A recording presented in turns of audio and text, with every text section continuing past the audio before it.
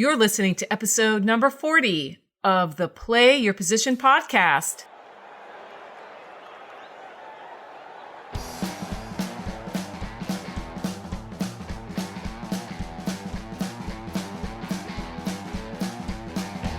Welcome to the Play Your Position podcast, where your story matters and we make it count.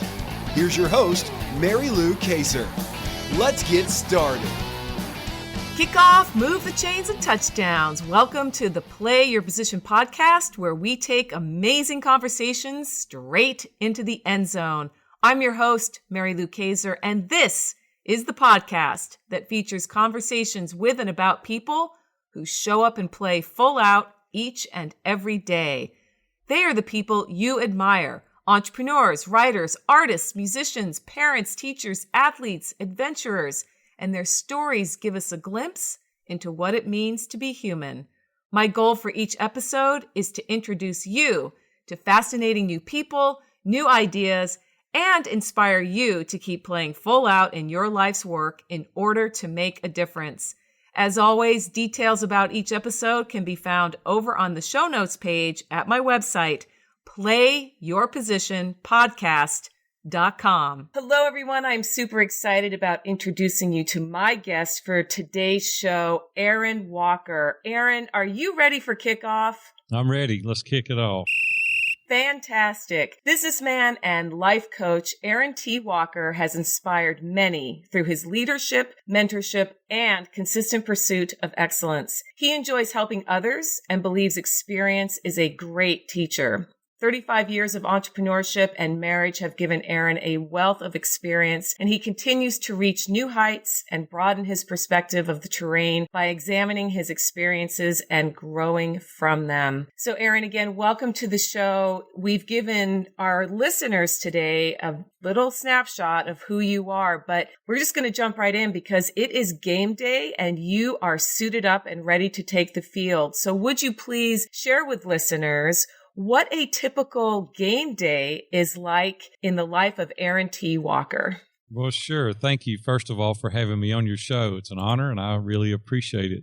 A typical day for me, starts out pretty early. I'm an early riser. I get up, between 4 and 5 o'clock every morning. Start out with a glass of water and a cup of coffee and a banana, get myself centered and focused. I'm a person of faith, and so I read several passages of Scripture, and meditate and pray, and then get on about my business. And so a typical day for me is answering emails to see what transpired over the previous night.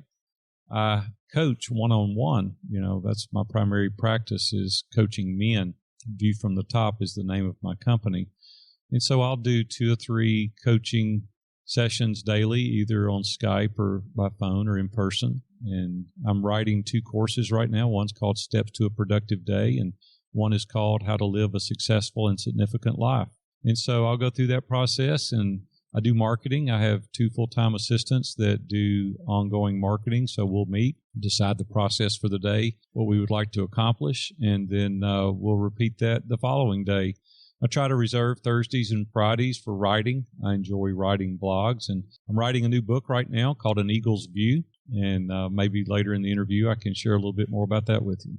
I would love to hear more about that. So you are primarily a coach of men, as you mentioned, and spend a lot of time helping men in their personal lives and personal transformations. When did you first know or recognize, Aaron, that you would play that position? I had no intention whatsoever doing what I'm doing. I was going to retire and be finished, and I'll give you a little backstory that'll help you understand why I do what I do now. I started out really early. I've been an entrepreneur my entire life. I started out at 13 years old working for a local pawn shop. At 15, fell in love with the business. At 18, found 2 investors, opened my own business. At 27, I sold out to a Fortune 500 company, went back and bought the business I started with, and we grew it many times over the size that it was. And then in 2001, I had a terrible automobile accident where I hit a pedestrian that was crossing the street. He just didn't see me and trying to catch a bus. And it really radically changed the paradigm of my life. I started looking really then for more significance versus just success. I took about a 5-year break built a new house. My wife and I, Robin, we traveled pretty extensively trying to kind of regain focus. Came back, went in the construction industry, and we took that company to number one builder 3 consecutive years. So that was pretty exciting. And then at 50 years old, I decided to retire. And I was going to kind of enjoy the fruits of our labor. And a couple of my friends that I've been in mastermind with for 2 decades now, Dave Ramsey is one of the guys I'm in a mastermind group, Dan Miller, Ken Abraham, Jeff Mosley, some of those names you may or may not recognize. Dan Miller primarily said, man, with all your years of experience and all the things you've been through, he said, you and Robin have had just a phenomenal relationship for 35 years. You know, you should coach and instruct guys how they can live a life of success and significance. And so I kind of pushed back a little bit at first and thought, no, I'm kind of done. You know, I've got almost 4 decades of work behind me, and I'm gonna kind of relax. And he kind of prompted me on, and Dave encouraged me, and so I started doing it. And quite honestly, the rest is history. It's been pretty successful, and now I lead mastermind groups, and I'm probably busier now than I've ever been. But I'm probably having more fun now than I've ever had as well because of the transformations that I see in men's life each and every day. So it's very gratifying, very rewarding. Yes, rewarding and gratifying work is what I believe most people, if not all people, secretly or overtly want. And it takes time. It takes a process of going through the ups and downs of life to either arrive at that point and realize I need to do more. I need something that has meaning beyond what I'm doing. Or there are people that never arrive at that place, and you are fortunate enough to be doing work that has meaning and making those transformations. And something that you said just now, Aaron, struck a chord with me, and that is your friends, your mastermind colleagues, as it were, recognize something in you that you didn't recognize in yourself. And that leads me to my next question, which is one of my favorites that I ask my guests, and that is, you are now an instrumental coach and mentor to others, but who has been an instrumental coach or mentor for you, specifically for the position that you're playing right now? Well, without question, Dan Miller, 48 Days to the Work You Love, has been a personal mentor of mine for 15 years now. Dave Ramsey's another one. Dave gave me advertising to try him. He was on one station in Nashville, Tennessee. I never even heard of him. And when one of my businesses, he came in and said, I'd love for you to advertise with me. Finally convinced me by giving me advertising to try him. And so that's how far we go back. You know, Dave does a mandatory devotional, everyone that works for him on Wednesday mornings. And he invited me to do a devotion for him. And I came. We sat in the kitchen of his office. There were 3 people around the table. So we go back to the very beginning. The last devotion I went out and did for Dave, there were 450 employees in like a concert hall that you stand in. So I've watched that develop from 3 people to 450, from one station to 700 or 800 radio stations that he's on now. So I got to watch up close, and Dave has such integrity. His character is impeccable. He can be gruff and rough. We all know that, but he has to do that so people listen sometimes. But watching he and the way he transcended his business and the way that Dan Miller runs his business and the other guys, there was 10 of us in this group and met, like I said, for over a decade. You know, I traveled 40 miles one way to Franklin from Hendersonville, and I'd spend an hour and a half in that mastermind group, and then I'd travel back. So it took 4 hours out of my day every week for over a decade. It was that important to me to be around those men because they're non-biased, they're trusted advisors, they invested time in me, I invested in them. And as a result of that, they kept me from making a tremendous amount of mistakes. And without a doubt, the mastermind group has been one of the key elements of my success. Yes, mastermind groups are very powerful. I've belonged to a few over the last several years, and they have been instrumental in my growth as a human being and also as a businesswoman. And so I'm really glad that you bring that up and can testify for your own journey, the power of the mastermind, and also recognizing that there are people in our lives right now who may be moving towards something bigger, and we have the privilege of watching them the way you watched Dave Ramsey. Like you said, you didn't know who he was. Now he's a worldwide brand. He's influenced millions, I imagine, through his work in, doesn't he have the Financial University program? He does. Yes. And I know piece, the Entree Leadership Mastery Series. I mean, it's phenomenal. He actually has 8 million listeners a day now. Yeah. I mean, you can't argue with that. He's striking a chord, just as you are striking a chord with the work that you do with the men that come into your world. And as we both know, Aaron, in a football game, after that first whistle blows, anything can happen. And in order for a team to be successful in football, they need to move the chains down the field and eventually get the ball across the plane into the end zone. But before we get to that point, we need to look at the messy part of the game. And so could you tell us about a time when you have found yourself perhaps playing out of position, or maybe things just weren't going according to your game plan, like you got sacked, you fumbled the ball, or you got hit from behind and had your bell rung? What caused that to happen, and how did you move ahead? Yeah, in a 36-year period, you get your bell rung a lot. Yeah. Right.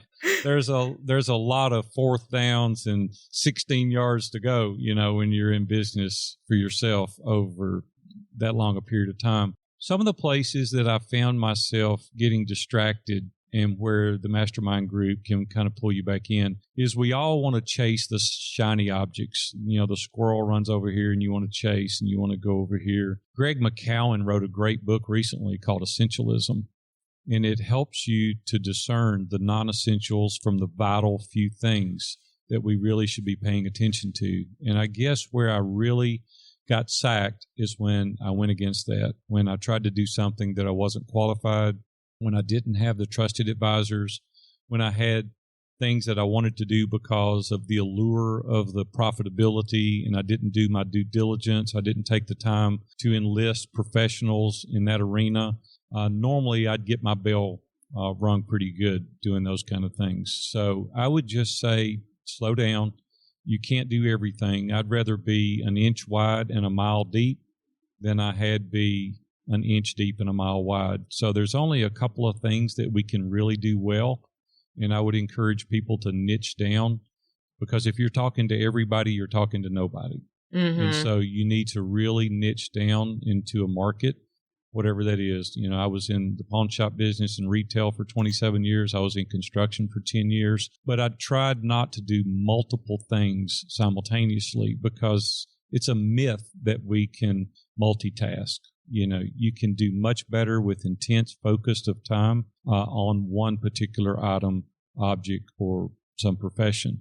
So I would just say, be an inch wide and a mile deep. Absolutely. You can't ride two horses. I know I'm mixing metaphors at the same time, but you also can't play necessarily offense and defense simultaneously, although I think some players try to. So thank you for that. Thank you for that insight and being willing to share that during your journey. It hasn't always been touchdowns and championship games. I'll tell you where I lost. I'll tell you a quick little story. I had a stockbroker call me in. I'm not well versed in the stock market. I've got some money in the market.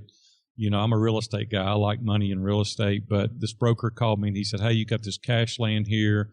I've got an opportunity for you." And I said, "Well, okay, what is it?" I thought he was going to tell me a mutual fund to buy or a hot tip on a stock. And he said, "Do you know anything about pork bellies?" And I went, "Pork bellies? You talk about bacon or sausage?" And he said, No. He said, "It's an investment in a commodity." And I said, "Well, so tell me about it." So he said, "Well, a position will cost you $7,500. And I said, "Okay. What's the upside potential?" He said, "Well, you could make $60,000, $70,000 in a week or 10 days. And I went, "Wow." I said, "What's the downside?" He said, "Well, you could lose it all pretty quick." I said, "Okay, I'll roll the dice." I didn't even know what it was. In a 5-minute conversation, he talked me into investing into a commodities product that I didn't even know what it was. And I did. I agreed. I gave him $7,500. 2 days later, he called me. I was all excited. And I said, "Well, how'd we do?" He said, "You lost $7,500. Oh. 48 hours. I invested in something I didn't know what it was, and it taught me a valuable lesson. It probably would have been the worst thing that ever happened to me if I'd have made $60,000 in 48 hours, because I probably would have risked more. And this taught me a really valuable lesson. Really know what you're investing in. Oh, I love that. Thank you for sharing that. And also for being transparent about the fact, had it gone the other way, your life may look very different than it does today. So no question about really good lesson. Aaron, because of what you do, I want to frame this next question in a way, because I think it really is going to get to the heart of what kinds of transformations that you experience with the men you work with. And that is, the world has changed very, very quickly in the last few years. It has spun all of us with the rise of technology, the in-your-face in a way that we've never experienced before. Could you talk about some of the challenges, without naming names, of course, but from perhaps the view from the top, because that is your coaching business? Where are men struggling, and with the shifts that are going on, what is challenging men, so that the listeners today who either are men or love men can take something and think about, wow, if we just applied that to our life, it might be better? Well, people come to me, obviously, because I've done okay. I've been successful in a couple of arenas, and that's good. And I want guys to come to me because I've been successful in a few arenas. I'm not wealthy by any means, but I've done okay. So I've sold a number of businesses. But what I'm trying to teach men now is that there's such a lack of balance, and men are working so long, so many hours to gain something that inevitably does not give them the fulfillment and the happiness that they think it's going to. And I've been down that path. And probably at 25 or 30 years old, you wouldn't have had me on as a guest because I was pretty cocky and arrogant because I thought I had it figured out. And that can inevitably get you in trouble. And you got to be careful with that. And I teach guys to be very energetic, very motivated, go out there and go for it, but don't do it at the expense of your family. Because businesses don't have memories, but your wife and children do have a memory.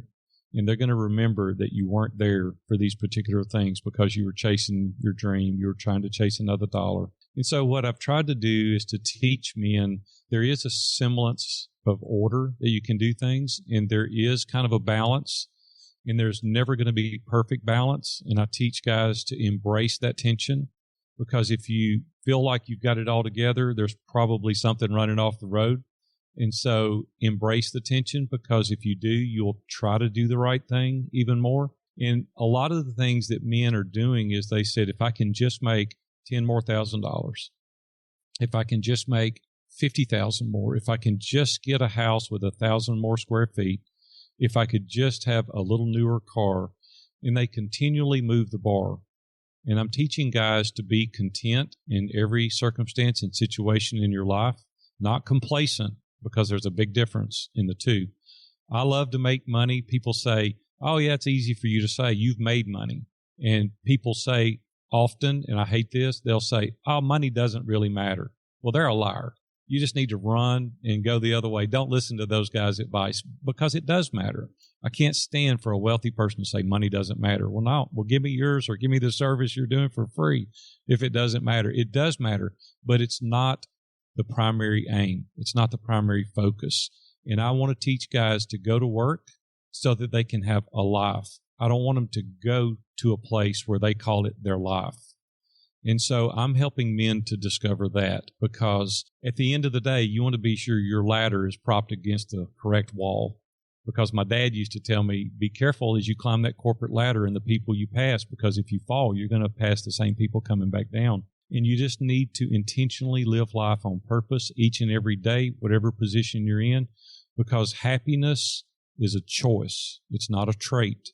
And these tangible possessions are not going to make you happier. We elect to be happier. And that's the mission I'm on, to teach men. Love that. We elect to be happier. And also, businesses don't have memories. Wow. Those two right there, listeners, take those to heart, because again, our culture does us such a disservice in promoting all those superficial things like the car, the house, the more beautiful partner, the toys, all of it. And at the end of the day, again, not minimizing money at all. Not at all. It's important. But I mean, you got the mortgage to pay, and you got, food to put on the table. You got college. It's all important. I do not want to minimize the value and the importance of making money. I've got a client. I can't share names and never would, but the scenario I'll tell you. He made $1,400,000 last year. Now, that's unusual for a lot of my clients. I do have clients that make a lot of money, but I've got clients that make $30,000, $40,000, $50,000 a year as well. And I'm trying to teach them how to make more money and trying to teach them how to live a good life. But he told me last Monday, he said, I want to tell you something. He said, I remembered 5 years ago when I said if I could only make $100,000, everything would be perfect. He made $1.4 million last year, and he told me Monday, he said, I was happier when I made $100,000. Ooh. The problems and the troubles and the trials and the tribulations that has brought with it, he never saw coming. And there's almost financial ruin on the horizon as a result of some of his choices because he didn't have trusted advisors. He didn't have accountability group. He didn't have men that would speak into his life and say, you need to leave the office and you need to go home and be with your family. And you don't need that $2 million house. You need to stay where you're at. And you don't need a vacation home in the mountains. And you don't need that brand new Lexus. That Yukon you had was fine. So he didn't have people telling him that. And we need people in our lives that we give permission to call us out, to say, hey, it's good. If you want to get it, that's good. Is that the smartest thing to do? Are you really intending on doing that? Is that, because a lot of the times, every time we buy something, whether we pay cash for it or finance it, it puts us in more bondage. We've got to insure it, wash it, clean it, put it up.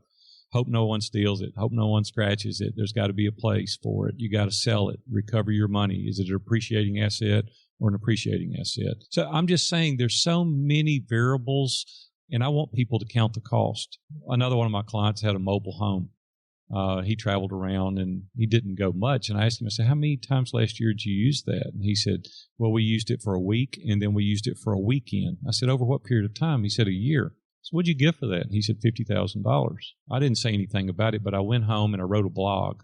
And the blog was titled Count the Cost.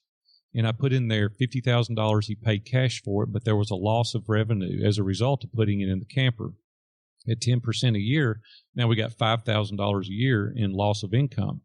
Now we've got to store it, insure it, wash it, put it up, put fuel in it, get a bigger car as a result of pulling it. I did the math, and then I said it depreciates by this much annually.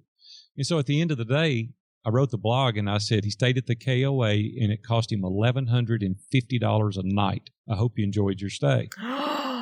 Well, he called me the next day, and he said, I read your blog, and I know that was me. And I said, yeah. He said, I'm selling my camper tomorrow. And he did. Mm-hmm. And he sold the camper. See, we don't count the cost, and we don't do that with anything we do. We just think it's only $60,000. Yeah, but what about this? So I walk with guys through the process of opening their eyes so they can live intentionally and so they can live a life on purpose. There's just so many opportunities for us to do a good job, to be happy, not to be stressed, not to have these burdens on us that we invariably have from time to time because of bad decisions. And we can stop so much of that if we'll get people around us. Amen to that. I cannot emphasize how important.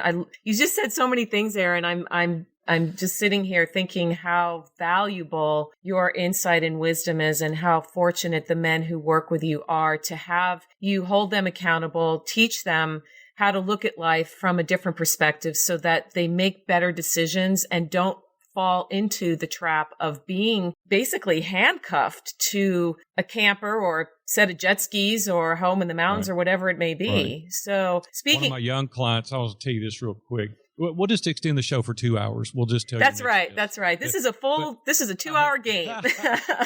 I had a client call me and hired me and heard me on one of the interviews and hired me. And he said, I'm 30 years old. I've got a successful business. And I flew out to his state, evaluated his business and said, well, we're doing some things wrong. He was grossing about $2 million a year in his business. And in a 12-month period, we did life coaching. We did business coaching. His revenue was $4 million last year. He doubled it in 13 months because he was in the wrong seat. We needed to get him out of that seat and put him as a salesperson where he's good. And then he told me, he said, well, I've got one child and I've got another child on the way, and we want to build a bigger house. And I said, why do you want to build a bigger house? And he said, well, we've got 2 children. I said, one of them is a year and a half old, and the other one's going to be in a bassinet. How much more room are they going to take up? And he started laughing. He goes, well, it just seems like the right thing to do. I said, how big a house are you going to build? And he told me, and he said, it's going to be, probably $350,000, $400,000. And I said, what do you owe on your house now? And he said, $180,000. And I said, why don't we stay here for a couple of years, pay this house off, and then save the money and pay cash for the house when you need it. You don't need the... So anyway, we went through this process. In 13 months, he went from a $180,000 mortgage. He paid his house off. He has zero debt now related to that. And he is happier than he's ever been. He said, it would have been the biggest mistake of my life if I had built this bigger house then. He said, you're right. We don't even need it. I said, kids need a little place to play. They need to go outside and play in the yard. They don't need master suites and steam rooms, and they don't need those things now. And we got to be careful how we raise our children. Can you invite me back? We'll talk about a whole other segment. Oh my gosh. No kidding. I've got 4 grandkids and 2 daughters, 29 and 32 years old. That's the joy of my life. But it is so... We just got to be careful. We don't want to mess up ourselves. We don't want to mess up our children. We don't want to mess up our grandchildren. And we just need to think more about our decisions. Oh, we absolutely do. And if we do mess things up, because humans are humans, then figure out how to move forward in a way. Don't look back. Exactly. Don't look back. Yeah, exactly. Just look forward. It's like you lost the big game, and next day it's a new day and it's a new chance. And speaking of the big game, Aaron, we are at the point where I think it is time to take the ball into the end zone for a touchdown.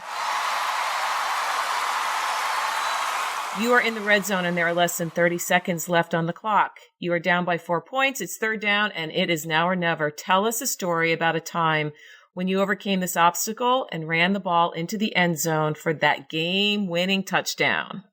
Well, I look at my 36 years of business as fourth down, 30 seconds to go, and it's time to run the ball in. I mean, I've literally done that my entire life. My mom used to say, can't, couldn't do it, and could did it all. And it was a mantra that now I live my life and have for the past 35 or 40 years. She wouldn't allow us to say can't. It was a word we were forbidden to say. And as a result of that, it developed a lot of self-esteem within myself. And now it's like, yeah, so what? It's fourth down, 30 seconds. There's no doubt I'm going into the end zone. There's not a question I'm going into the end zone. Not cocky or arrogant. I just mean with confidence.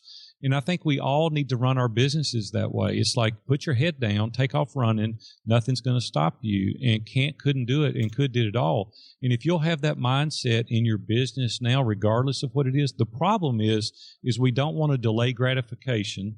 We want it instantaneously. When Robin and I started our first business, we took $18,000 a year for 10 years. I could have bought a much bigger house, had a much nicer car, but we invested the money back into the business, right? We had our head down. It was fourth down. It was 30 seconds, as you say, to go, and we ran the ball. And it was like, nothing is going to knock us off this. We have a plan. We know what we want to do. We don't want to chase the shiny objects. We don't want to buy the bigger house. We don't want the car notes. We don't want those things. We want to score. And the only way we're going to score is through grit, perseverance, determination, can't, couldn't do it, could, did it all mentality. We can do this. The problem is people give up so easy. One of the biggest obstacles for people today is they're afraid, and they're afraid they're going to fail. That's the biggest obstacle that I deal with on a daily basis with men. I'm afraid. And I'm like, well, so what? There's the 18-45-60 rule. And here it is. 18 years old, you think everybody's talking about you. And so you do things as a result of what they're saying. When you get, 40 or 45 years old, you realize that you just don't care anymore. And then when you get 60, you realize they weren't talking about you to begin with. We're always afraid people are saying or talk. They're not. They're not talking about you. You will fail. You'll fall down.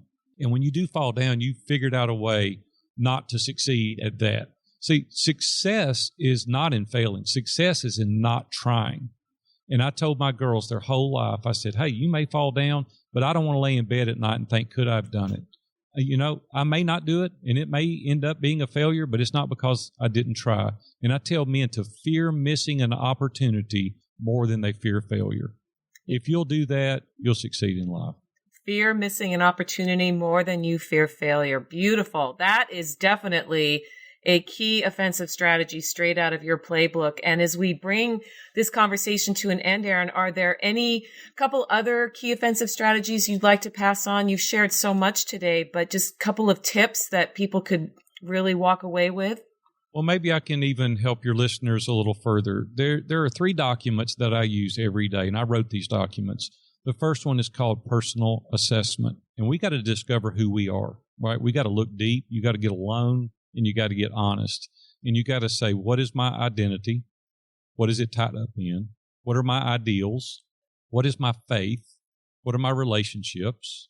What about my family? What about my career? And you got to evaluate yourself. And it's a document, true and false questions. And you just answer it. There's a second document called, what do I want? Boy, we really miss it on this because we live reactively, not proactively. We just get up every day and ever who's yelling the loudest, we go and put the fire out. Well, I don't want to do that. I want to have a plan strategically. You know, we can't live on motivation because that's an exhaustible resource. We got to have a plan. And the only way we can have a plan is to know what you want. There's a 4-page document I've created. And then there's a final one called Steps to a Productive Day. You know, life is just a series of productive days or unproductive. I want them to be more productive than not. So these 3 documents help get you focused on who you are, what do you want, and how to implement it. And I don't want to sell these to you, but I would like to give them away to your audience. And I've created a landing page, viewfromthetop.com/PYP. And if you'll go there, I'll make these for free. You can download them. They're Word documents, and you can keep them on your computer and keep track. And I hope they're meaningful to you, and I hope it propels you to the next level. Thank you so much for that generous offer. Listeners, again, if you are someone who loves men, women, I'm talking to you. And guys, if you are at a point where either you've never done this kind of work, and my guess is that you haven't, because most people don't, take advantage of Aaron's generous offer and go over to viewfromthetop.com/PYP, and they are right there. And these are gender neutral too. These are not designed just for men. I mean, anyone can, teenagers, women, men, anyone can use these documents. Fabulous. Thank you for that clarification. I'm going to send my kids there. I have 2 teenagers, and I think that it would be valuable, and then we can have a discussion. And I would, oh gosh, you raised a couple of things about being a parent and raising children in today's society, Aaron, but that will be a conversation for another day. And I just can't tell you enough how much this conversation means to me, and I imagine to the listeners of the Play Your Position podcast, because you have talked about fundamental truths related to becoming more of who we are meant to be. And whether you believe in a higher power or not, we are all on a journey together on this earth. And it really is up to all of us to reach out to others and figure out how can we serve to make life better. So thank you, Aaron. I really enjoyed it. Great show. And I really appreciate you having me on. Hey, team. Wow. Wasn't that a great conversation? I love the variety of stories my guests share with you each week. Do you think your story is a good fit for the Play Your Position podcast? I currently have a few slots available to book guests who fit the show's theme of showing up, playing your best game at whatever you do, and being true to your spirit in work and life.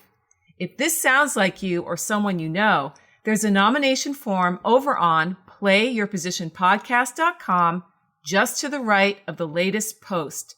Click and follow the instructions on the page, and who knows, you may be suiting up for game day with me really soon. See you there. Thanks for listening to the Play Your Position podcast, where your story matters and we make it count at MaryLouKaiser.com.